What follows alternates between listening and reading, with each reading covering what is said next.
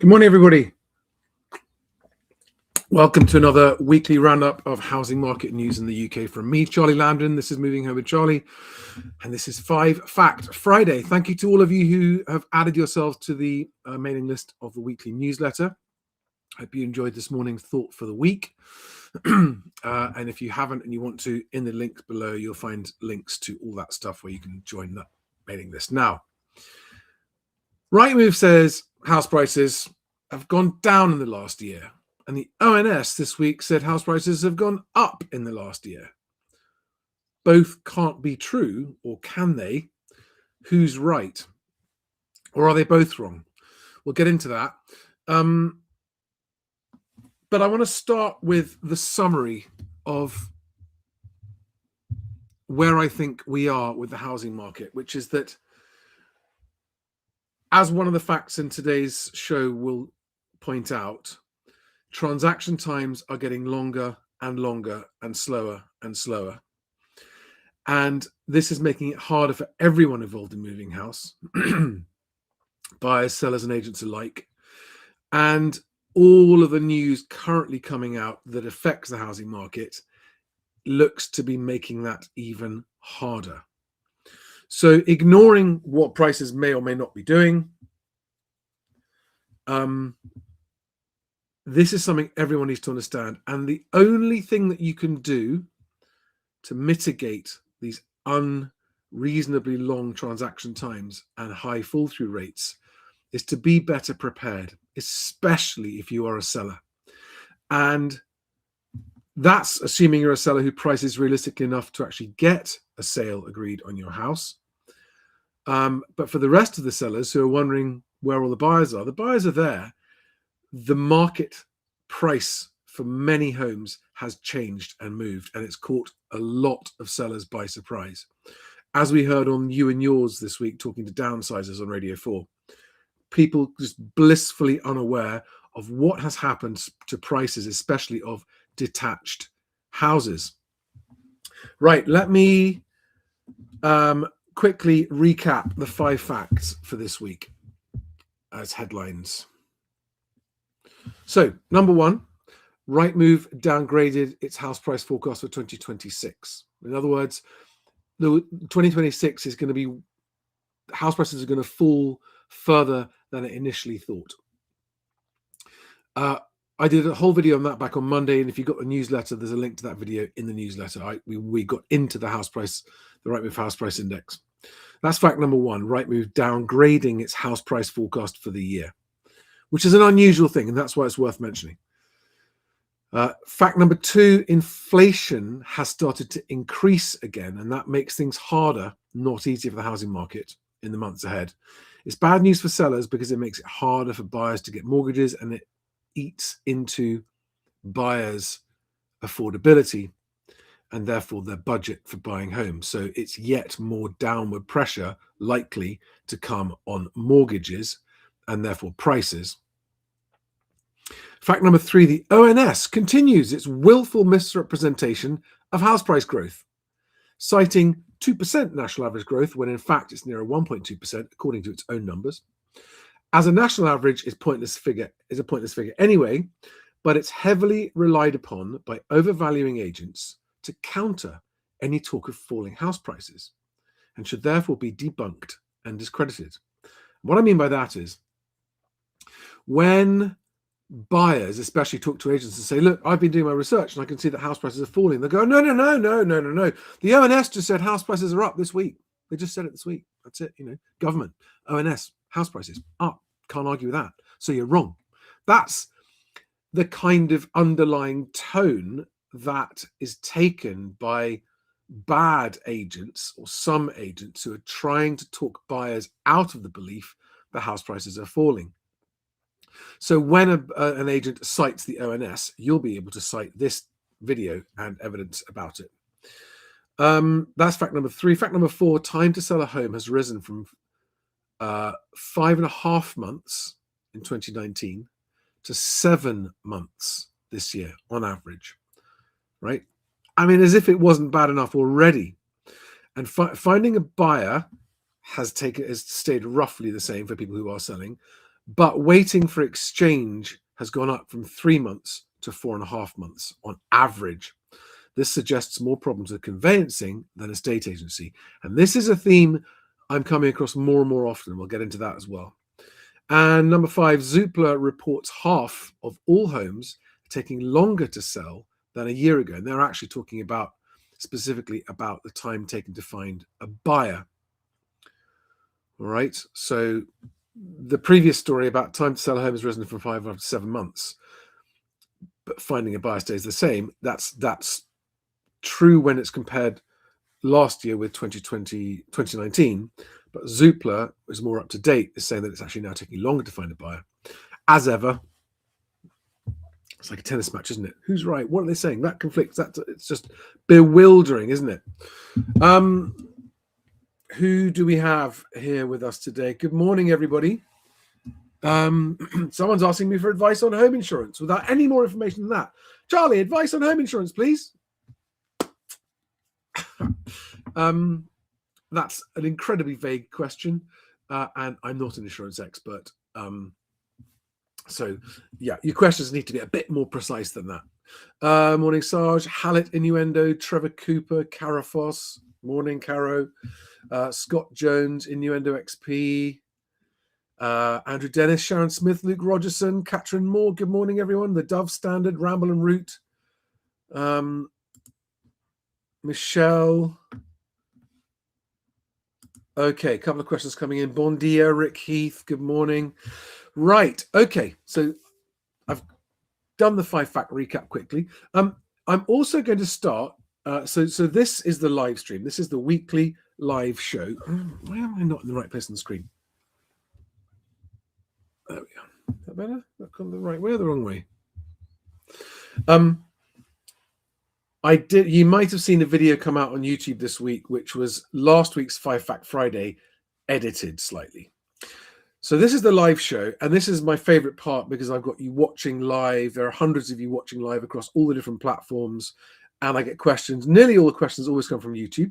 You can also ask questions via LinkedIn live, or via X live, or via Twitch live. But I can't see live questions from Instagram. If you're watching on Facebook, you can ask me live questions there. But the majority of you seem to be watching on YouTube and X. And a special hello to all of you listening on the audio podcast, which I haven't mentioned for a long time. But a lot of you don't get the chance to watch these videos, but you do listen to the podcasts. And for everyone, whether you're watching or listening, the links to all of the stories and the facts that I put up on the screen in 5-Fact Friday are available in the description below or in the show notes below if you're listening on the audio podcast.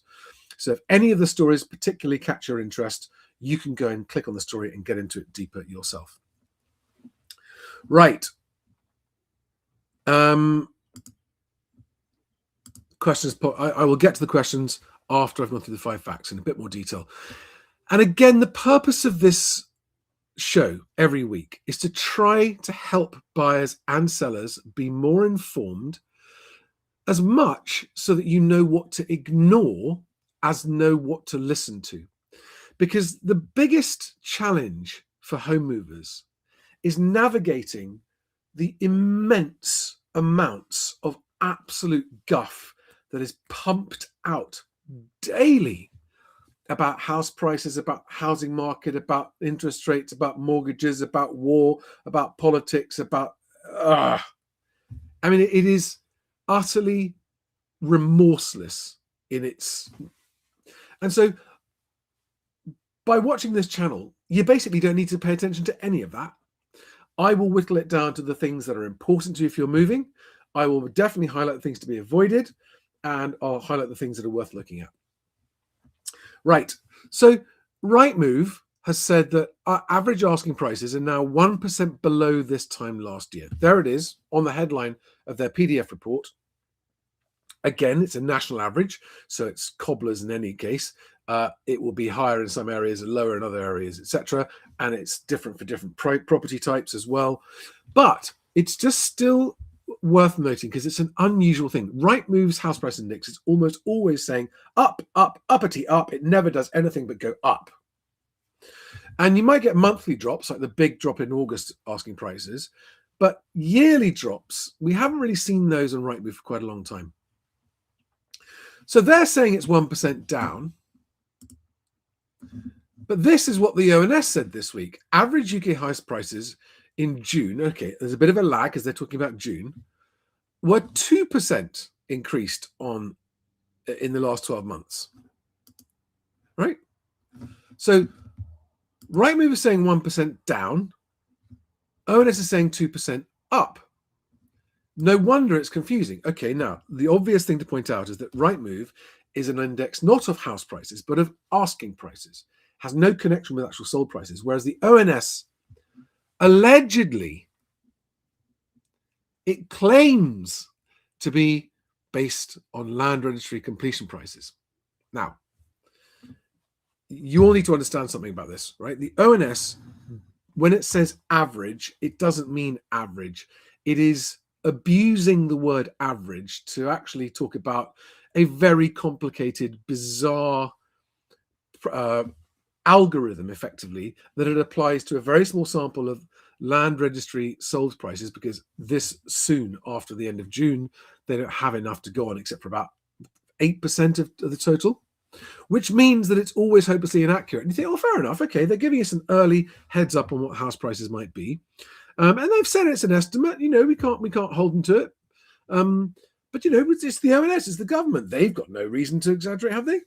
Yes, they do, because these prices feed into GDP.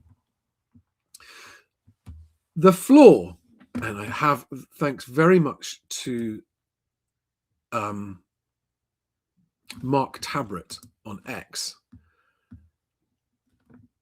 I want to show you these two graphs. So this is ONS UK house price data, and it's for June 2025. So in other words, the most recent data we have from a year ago, and it shows you how much the June average price changes each month. So in other words, every month they revise it. Every single month, as more land registry completion prices are reported, they revise it, they revise it, they revise it. And look what happens to the revision. It's down. And it's always down. Always down. And the reason that the 2% figure that they're quoting is knowingly misleading is because they are quoting this year's unrevised figure with last year's revised down figure. So when you quote an unrevised figure with a figure that's been revised down, it creates the impression of an increase that isn't actually there. All right? And this is the other graph he showed us. Thank you, Mark, for this, by the way. How many negative revisions there are in the last 24 months. So after 12 months, 100% of the revisions are down when compared with the initial release, right? That's what that's showing, I think, if I've interpreted that correctly. And what Mark says, hang on a second.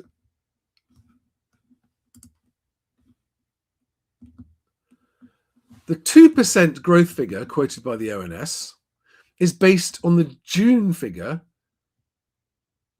being 266,000, which is where it's been revised down to now.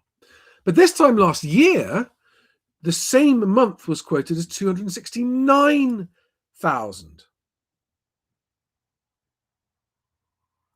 So what he's saying is the actual increase in that figure is just 1.2%, not 2%. So they consistently overstate it. And I have done another whole video on this. If you go and look it up, there's a long video explaining it, and I go into the actual ONS data itself, right? So you must disregard ONS house price announcements because they are unreliable at best, unreliable. And they will not resolve this apples and bananas comparison, where they're comparing revised figures with unrevised figures to falsely create the impression of an increase. Naughty, naughty, naughty, naughty, naughty government misleading us, knowing about it too. And I know they watch this as well. They've watched this stuff. Right, okay. So that's fact numbers 1 and 2. Okay. Fact number 3. Inflation was announced this week, and it's all 3 measures have ticked back up. We're still a long way above the target of 2%, which is the healthy level. And it means that, yes, our income is being eroded. The value of our money is being eroded. The value of our salaries is being eroded, not only by inflation, but by rising taxes. And when they measure wage growth, they are measuring, and they quote real wage growth, they're measuring our gross wages before tax. And what these wage growth figures cover up is the shrinkage, the reduction in our net pay because tax is increasing. And I did some digging last night. I thought there must be a government measure that shows us what our take-home pay is doing after tax. And there isn't one. The nearest thing there is a total household disposable income. Household. They don't measure that. There is no measure. And you wonder why, right? Because if they were to produce this measure of an index of our post-tax income and whether that's going up or down, it would quickly reveal just how crushingly fast they have been increasing taxes on all of us. But anyway, with inflation going back up, this is not going to help anything. Now, this is the Bank of England base rate I'm implying, or I'm suggesting, is now unlikely to fall because of rising inflation. In other words, forget about base rate cuts. But to those of you saying, well, hang on, Charlie, I thought you said that most mortgage rates are based on the swap rates and the money market's not the Bank of England base rate. That is true. But this increase in inflation is bad for the government in many, many ways. And the government debt situation means that the swap rates aren't looking good either. So if it costs more money to get a mortgage, this is only going to hurt buyers' budgets even further and make the gap between asking prices and sold prices even bigger. So yeah, that's fact number 3. I think we're on with inflation. Yeah, there we go. Right, next up, Zoopla. Half of UK homes taking longer to sell than last year amid a widening regional gap, with sellers urged to price appropriately. I mean, to be fair to Rightmove and Zoopla and all industry outlets, they keep repeating this point. They keep repeating the point. Price sensibly, price realistically, price competitively, price appropriately. And the message isn't getting through. And the reason why, if you go back and listen to You and Yours from, I think it was Tuesday this week, and you listen to all of the homeowners thinking about downsizing, and you listen to the way they perceive the value of their home, it is so deeply baked in to their belief system, what their home is worth, that the realistic pricing, when you look into it, like, what? No, there must be some mistake. My home is definitely worth £600,000, not £450,000. And that is genuinely a typical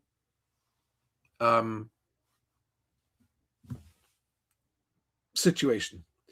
Someone who thinks the home is worth £600,000 would actually only be able to sell it for £450,000, £475,000, because at that level, the detached houses are generally speaking in the 20% overvalued. And 20%, you think, what? Are you serious, Charlie? I mean, that's like a lot of our equity. Don't be ridiculous. If we've got 300 grand mortgage left outstanding on our 600 grand property, and you're saying that it's not worth 600 grand, it's worth 450, you're telling us that our net worth isn't 300 grand, it's 150 grand. Well, jog on, Charlie. We don't want to hear that.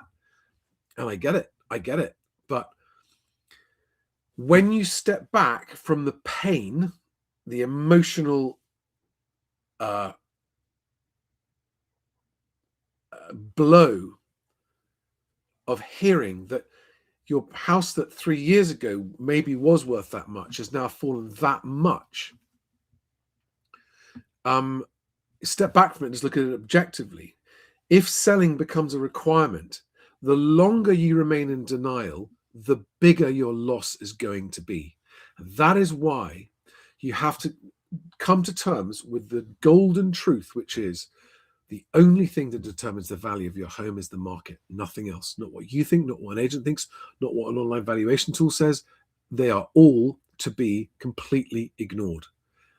The market is the only thing that values your home ever. And what some people will do when they're faced with this reality is go, okay, well, I'll just wait then. And as I put out last week, I think, there was a great example. Carrington's had one. Someone was offered 1.02 million for the property they wanted 2 years ago in 2024. They wanted 1.1 and they decided to wait. They this year have just sold that property for £830,000. So they made 190 grand loss on what they could have sold it for 2 years ago because they thought that waiting would be a good idea. Why? Because a certain generation believes that if you wait long enough, house prices always go up. That's no longer the case either. But none of the headlines tell you this. None of them. None of them. There is no story or index that shows you what's happening just purely with detached houses. And if there was, it would be, well, I mean, the Otter Property Index is the best one. Let's just actually have a quick look at the Otter Property Index for detached houses. All right.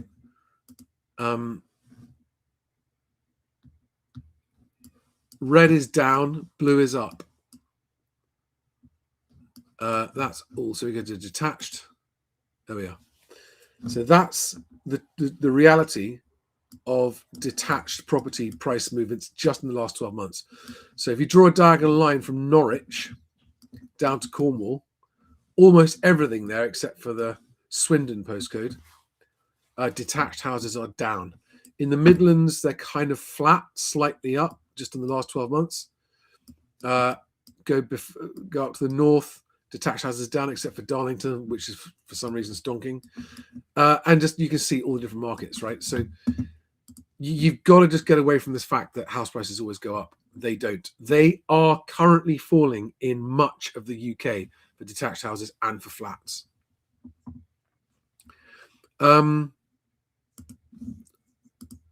So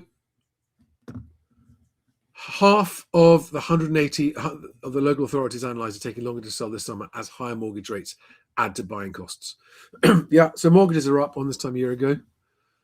The national average hasn't changed at 42 days. This is to find a buyer, but that's a widening gap between the regions where it's higher in some places and lower in others. But yet again, this average time to sell could not be more misleading of what happens in the real world. Because what happens in the real world is you get two kinds of properties. Properties priced correctly that will sell in 28 days or less. You will find a buyer in under 4 weeks if you market your property at the right price. Why? Because you will immediately get competing buyers. And when you have competing buyers, you can be confident that you've got the market price for your house, because buyers don't compete against your asking price. They compete against each other. So when they put a property in the market at a sensible price and get competing buyers, within a few weeks, that's it, job done. So that's 28 days. And then all the others who price too high and stay on the market too long, they're at 60, 90, 120 days.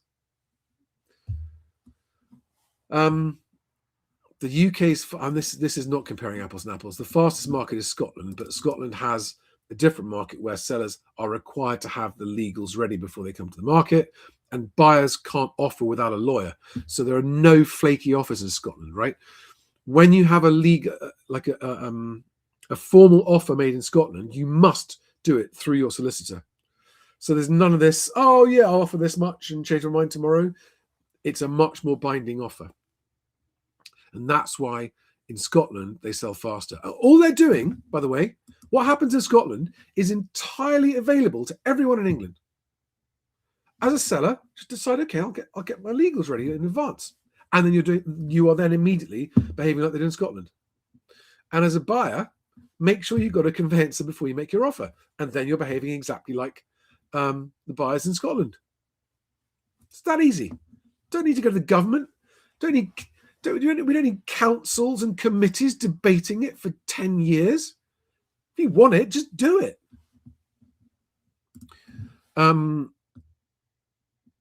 Yeah, so they put a table up here of the best and worst in terms of average time taken to sell. But what you got to remember, this average time taken to sell is excluding all the properties that don't find a buyer. This is only talking about properties that do find a buyer. If you were to include the average time of all the properties that never find a buyer, well, I mean, it would suddenly go to infinity, wouldn't it? Okay, and fact number 5, more than 60% of property transactions could be at risk of delay because they're taking longer than 6 months to reach exchange.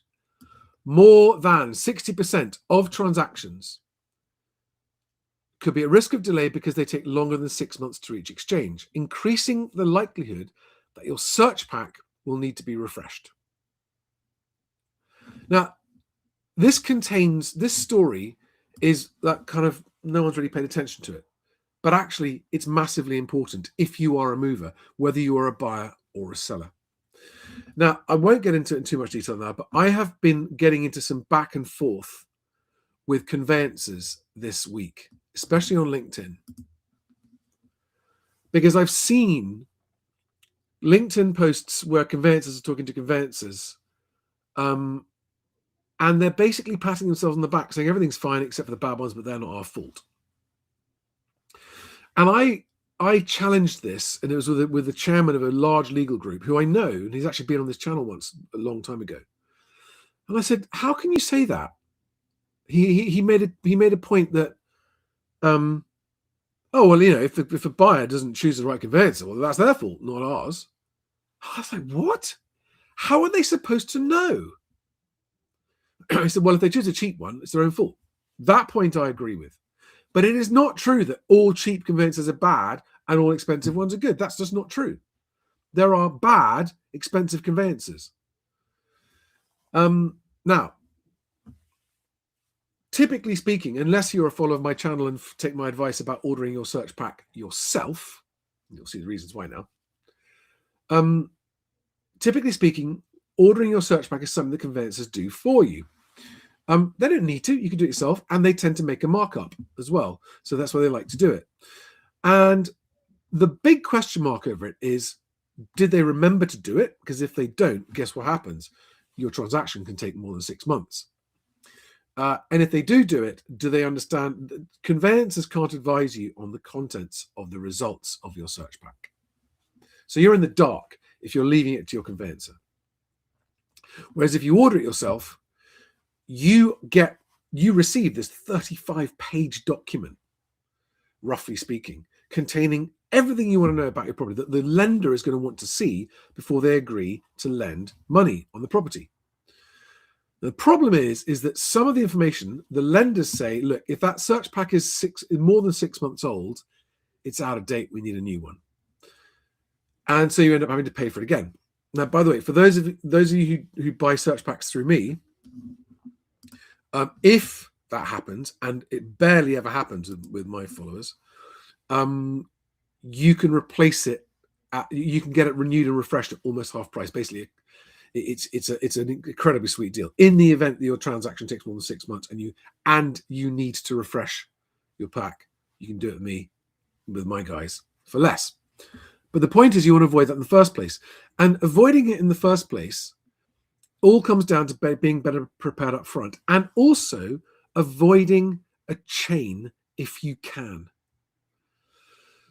The best transactions are the sellers not in a chain, buyers not in a chain. You agree the deal, legals get done, boom, you've exchanged. The moment you're in a chain, you are at the mercy of people over whom you have no control or influence. And this is why my whole best agent process that I try and teach agents is stressing the importance of getting multiple offers, because when you have multiple offers, you've got a higher chance of having a no chain buyer. And as a seller, now this is one of the advantages of the Renters' Rights Act. As a seller, you now have the option of moving into rented before buying. And I think that's a very good idea for lots of reasons, not just because you'll sell your property faster if you are a no chain seller. In other words, you won't make your buyer wait until you found a home to move into, right?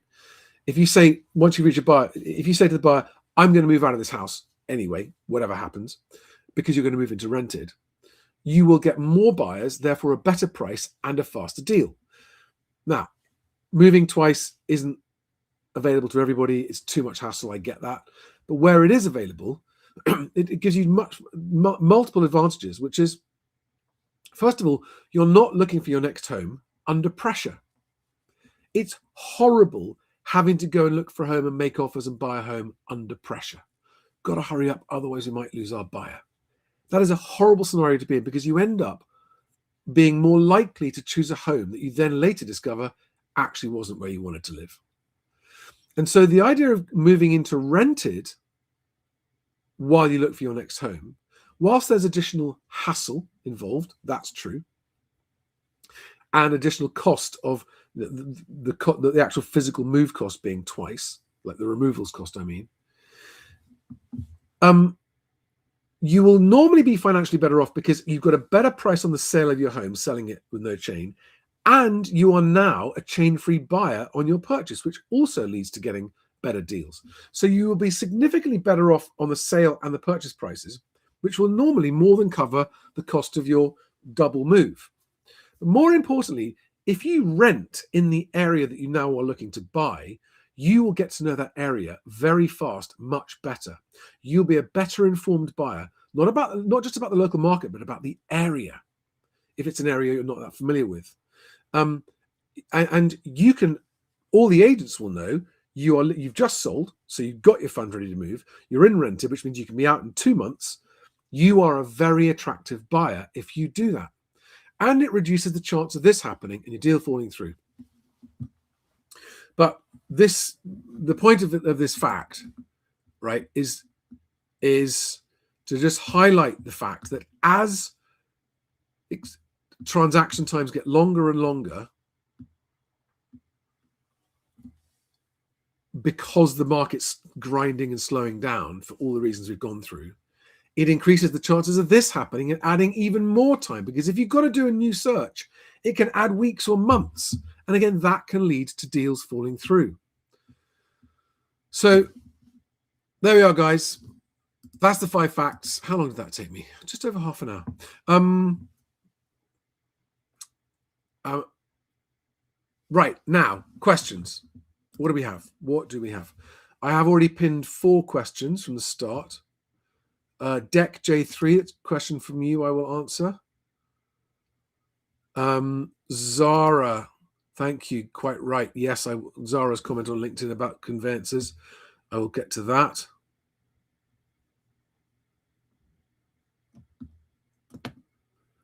Yes, Teddy, hi there, nice to see you. An agent there chiming in as well on LinkedIn. Lots of questions.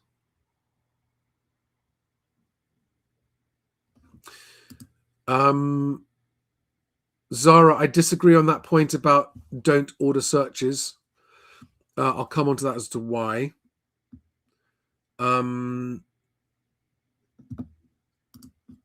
Danny Irons on X, I'll get to your question. Yeah, and Teddy, thank you. You are also quite right in answering Zara's point there. Right, let's go. I've got 11 questions pinned here. Let's get into it. Have I missed any?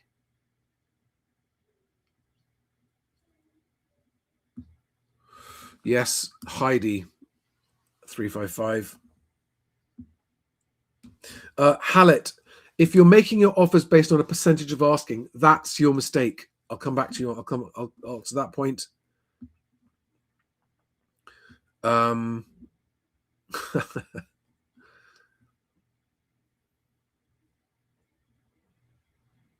Wow. Marissa Keynes, amazing. Let's just start with that right now. Marissa Keynes says, my agent valued my property at a realistic price. I knocked 100K off that and launched that property a week ago. Within 2 days, I received competing offers where both parties offered the asking price. And that's fantastic. You may well, you might want to allow a little bit more than 2 days. 2 weeks is what you really need to allow to make sure that everyone who might be in the market for that property has seen it. And you should end up getting over asking price if you do that. Well done.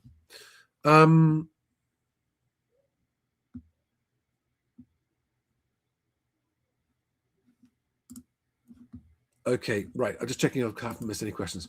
Right, let's get into it.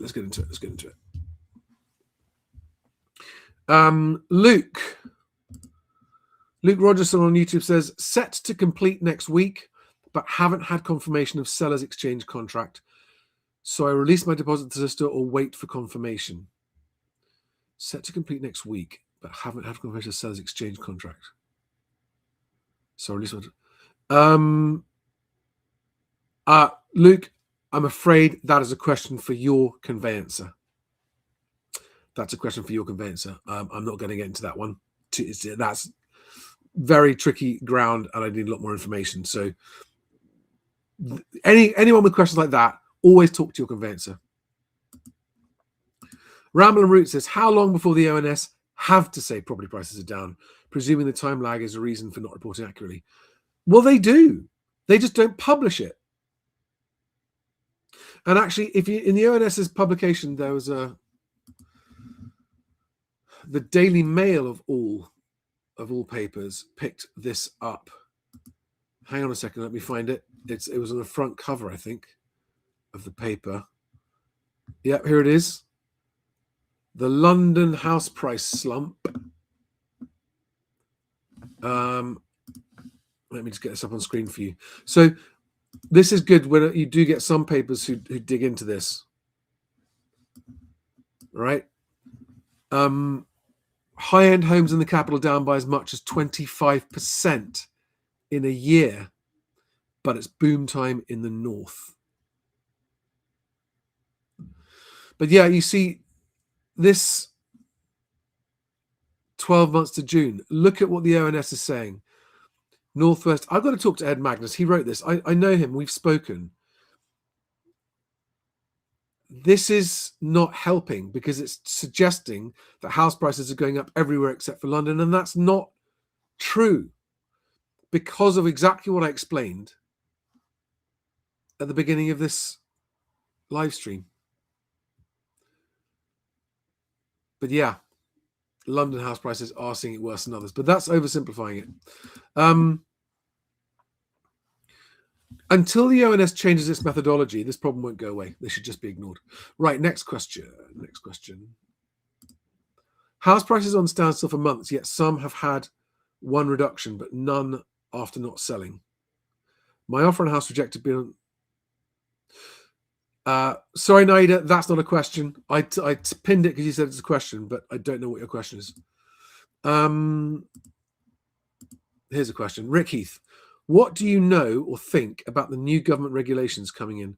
Supposed to be more like Scotland from what I heard. So what I know about them is that they made a nice announcement because it made them look good. The optics were good. Nothing is guaranteed. Nothing will be changing until more like 2029, if at all. And the changes that they're mentioning are mandatory sellers packs before you're allowed to list your property. And I'll tell you the reason why that's actually a bad idea, despite everything I say, why that's a bad idea.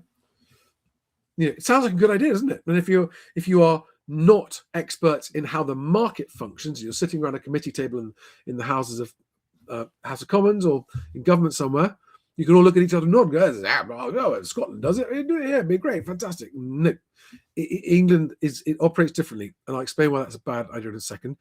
And the other thing they're planning to do is to mandate estate agent qualifications, as if that's going to solve any problem.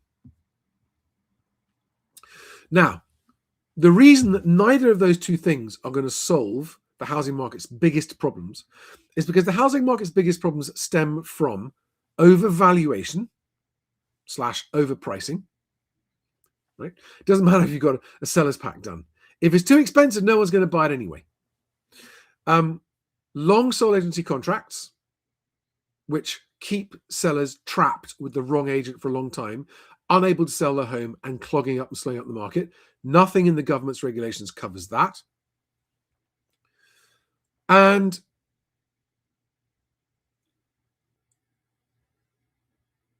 the estate agents who got qualifications now, those qualifications don't stop them from overvaluing, overpricing, and locking people into long sole agency contracts. So they're not addressing the actual problem. And the backfiring part is this. A lot of sellers come to the market because they might move. And a lot of those sellers, not all of them, a lot of the sellers end up moving. They actually end up, they think, oh, yeah, well, it doesn't cost me anything to come to the market. I'll put it on the market, see if we get any bites. Not that fast about selling. And I know some people think, well, those are time wasters. Some of them are, but some of them aren't. And this improves the market's liquidity, which is the most important thing of all in the housing market. More important than anything else is, think of it as housing market lubrication.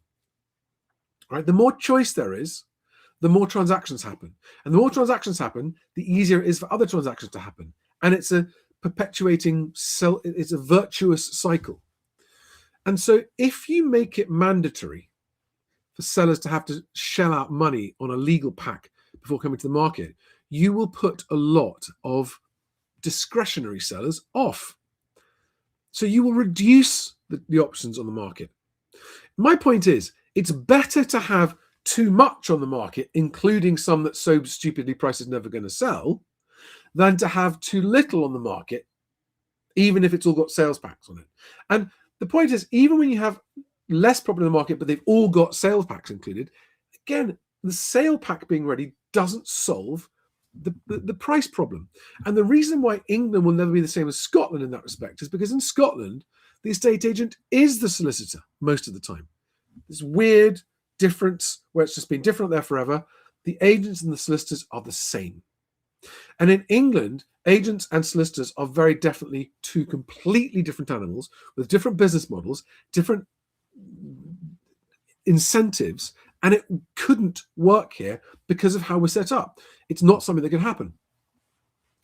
So the best thing to do, which will bring more horses to the water, more sellers to the market, more buyers to the market, and make transactions happen more quickly, is to just improve the incentives. Okay? Nobody likes having a gun held to their head saying, you must do this and you must do that. And that is exactly what we're going to do with Best Agent. So what I'm hoping is that the improvements that we will be able to demonstrate in the Best Agent housing marketplace, I think next week is our first big press release about Best Agent, which I'm very excited about.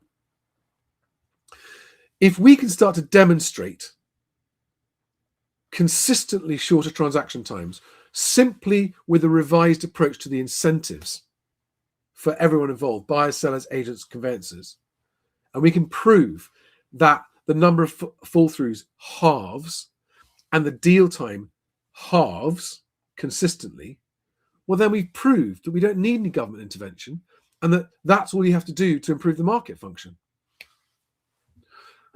So 2029 is enough time for me and the team I've got at Best Agent, and there's lots of news coming out of the team next week. I just last night, literally 6 o'clock last night, I saw the first draft of the press release that our really cool PR agency has done announcing the advisory board of Best Agent. It's very exciting. It's very exciting. Anyway, sorry, that's much too long on that. Okay. Deck J3 says, I'm moving for daughter's schooling. Budget of 350k. What price range up should I be targeting? Great question. So what I say to people is always look up to at least 20 or 25% above your actual budget, but don't expect newly listed properties at that price to come in your budget. But there's so much property on the market in some areas that's been on for 6 months or longer without a price drop. And among those ones is where you'll find the opportunities. So yeah, if your budget is 350, look up to 450, but just look at stuff that's been on a lot longer than everything else. Start there. They tend to be the most likely ones to accept your offer.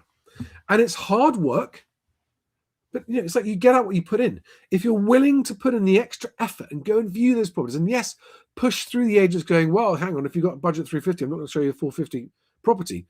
The way to deal with that is when you say, hi, I want to come and view that property that you got listed at 450,000, the agent says, what's your budget? You say, well, until I've seen the property, I don't know. You can say, look, I'm not planning to pay 450 for it because I think it's been on the market for a very long time. And I think that you and I both know that means it's too much money. And if there's absolutely zero chance of the seller ever considering an offer under 450, then yeah, you're right, it's not worth viewing. But if you've got properties that the seller might consider an offer, I'd love to view it. And the agent might say, well, what might you offer? And you just say, I don't know without seeing it. And as often as not, agents will go, yeah, all right, it's not going to, start a conversation, good feedback for the seller. It actually is in agents' interests to take you along and show you anyway. But expect a 10-to-1 rate, right? You will need to try and go and view 10 of those properties to get the one where you make an offer and get it accepted. Right, Zara Olibokus is I hope I pronounced that right, Zara, is a conveyancer. We've never met, but she's frequently commented on this channel, and we're connected on LinkedIn, and I know she's a conveyancer. Too many movers rely on agents recommending conveyancers. That is a true statement, and it is a very, very large part of the problem, and it is a very large part of the reason why so many deals fail and so many buyers end up with terrible conveyancers. And the difficulty here is this. If you're going through a corporate agent, a large corporate volume agent, and they recommend you a conveyancer, that is when you must really just go, no, I don't want to go with a conveyancer. And this is why I tell buyers to have your own conveyancer appointed before you go. But if you're buying a home that's on the market with a small agent that says, look, these guys are 3 doors down the high street, we work with them because they get the deals done. And their reason for recommending them is because they're very good. And small independent agents have much more motivation for deals to finish than corporate agents do. Then you can consider that agent's recommendation if it's a small one. But the referral fees is the reason, and this is where the incentives are all wrong. The fat referral fees paid by some conveyancers is the problem. And there's no way for the public to know who is good, says Zara. That is exactly the problem. There's no way for you, to the moving public, to know who is good or not. Right? And that's exactly why, plug, I have 2 outstanding firms. They are what I would call large independents. They are privately owned, medium size conveyancing firms where I have personally met the senior partners, the owners, the chief executives, and been to their offices and seen how they work. And that's why I vouch for them. So if you want to avoid the trap of a crap conveyancer losing you a deal, you've got to talk to these guys. Just talk to them. Zara.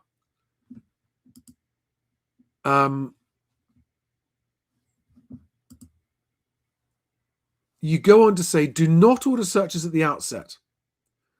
The plans could be wrong or another parcel needs to be included. Please don't.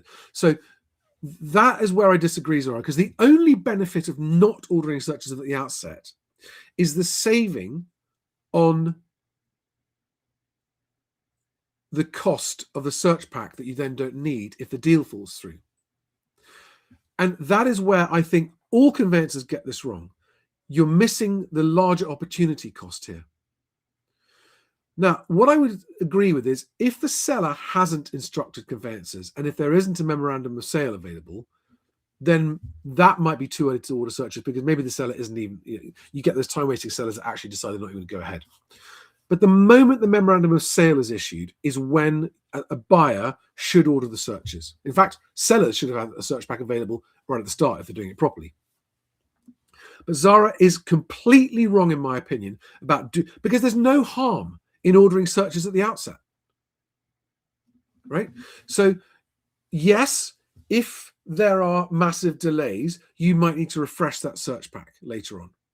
But worrying about that wasted few £100 and prioritizing not wasting that few £100 is the reason so many buyers go on to end up losing out on deals because the search pack got forgotten, didn't get ordered, or was ordered too late. So Zara, I'm sorry, with respect, I completely agree on your first part of this comment. You are completely wrong on the second part of the comment, because the only downside of ordering the search at the outset is you lose the money on that search pack. So it is a limited downside. But the downside of not ordering it at the outset is losing the deal completely and losing thousands of pounds. So you're wrong about that.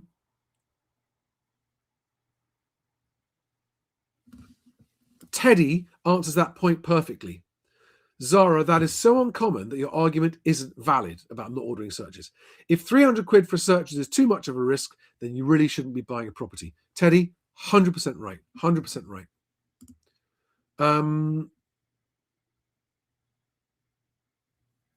Yeah, and Teddy goes on to say, the best one, as in the most frustrating situation, is when that shit conveyancer gets recommended by the broker or the estate agent. Make sure you choose them so we have control. That's a terrible advice. Agents can make like a £500 referral fee, and then you get zero communication and a fall through in the end. That's why you don't go with those recommended conveyancers in the large corporates. Hallet27 says, 550,000 solid wall cottage in rural Suffolk. Offered 350 due to level of work, damp and ridge raise required. Rejected. Then price dropped, then sold. Now 3 months later going to auction for 350,000. Okay. So what's happened there is they dropped the price. They got a deal. They got a deal from a buyer that didn't know what the problems were. Buyer discovered the problems. And yeah, this is incredibly frustrating. This story is exactly why, as a seller, it's worth getting your legals done in advance. Warts and all. Okay? Because if this seller had done a pre-sale survey, knew all about these problems, and brought it to the market with everything up front, they would have sold it for more than they're going to get at auction. Very, very frustrating.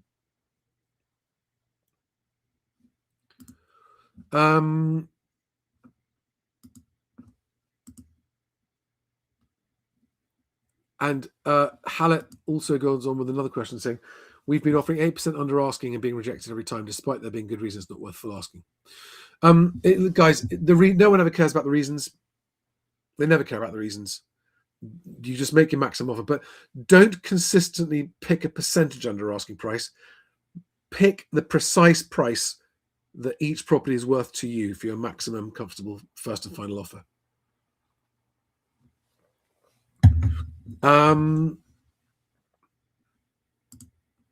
Right. Danny Iron says, if you were wanting to buy a first flat, would you bother with leaseholds at all? Risk of catching a falling knife in this market? Yeah, if I really wanted to buy, if buying was really important to me and not over, I mean, first of all, if I was a first-time buyer in London right now and I was happy with what I was renting, I wouldn't be in a rush to buy. Okay, your situation is known. You're not going to risk that downside. Oh God, I have that. I'm going to find it for you.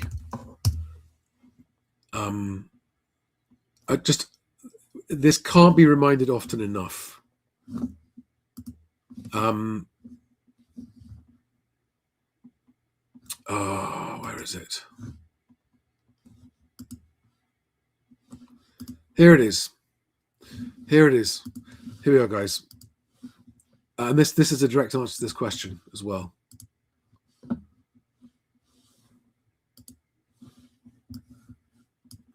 So October 2020. Oh no. October 2020, £400,000 paid for a leasehold flat. April this year, that flat sold for £75,000 less.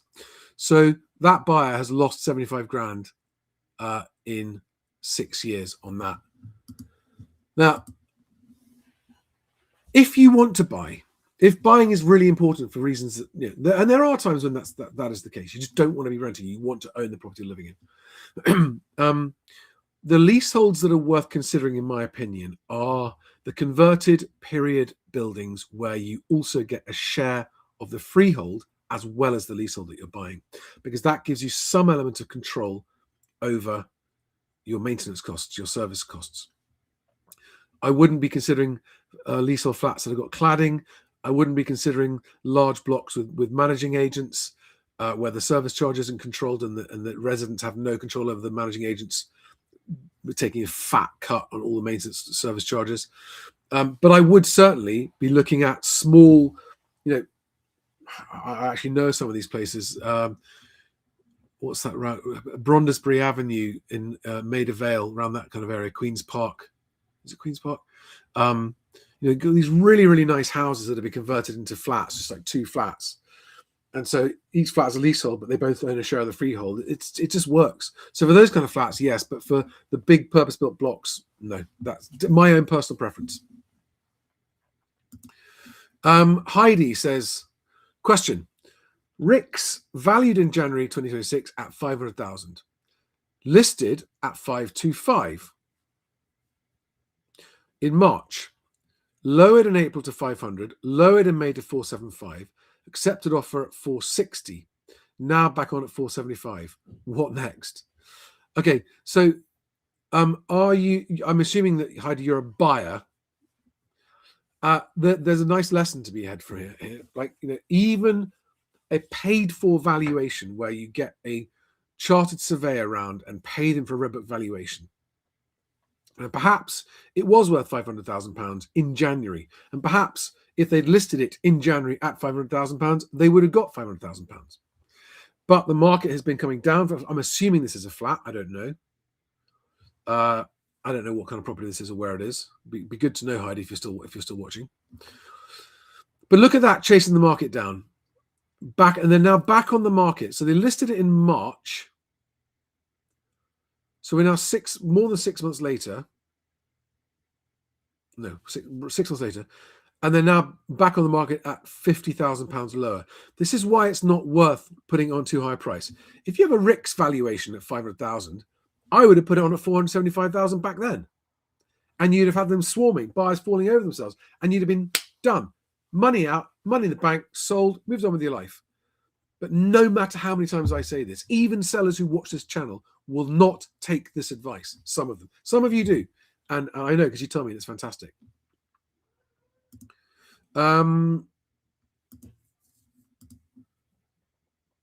Deck J3 says, how long do you think it takes sellers on average to realize that they've overpriced their property? I've had a budget of 350, 375. Should I target properties at 450 and submit a best and final? This similar to the question earlier. Yes, I think it was you that asked the question, but different sellers, different horses for courses. It depends whether they're sellers. I mean, when I first went to Carrington's and they had a huge number of properties on the market, all overpriced, we went to all of their sellers and said, look, sorry, we overvalued the house. Carrington said, not me, we've overvalued property. We now want to just come and be honest with you. Would you like us to sell your property at the market price, or would you like to take a property off the market? Half of them went, yeah, if you told us that sooner, we'd have done it sooner, and sold like that. The other half went, no, not selling, came off the market. So half will realize straight away as soon as they're presented with the evidence. The other half just won't. I don't know how long it takes. Guys, I'm out of time. I have a meeting starting now. Thank you very much for watching. Sorry if I had any more questions I didn't answer. Please remember, be prepared. 3 Ps if you're a buyer. Be prepared. Be persistent with your viewing, offer. And when you're offering, then be patient. Keep going around that cycle. Sellers, please stop overpricing. Overpricing will lose you more money than pricing realistically. Can't say it often enough. Have a fantastic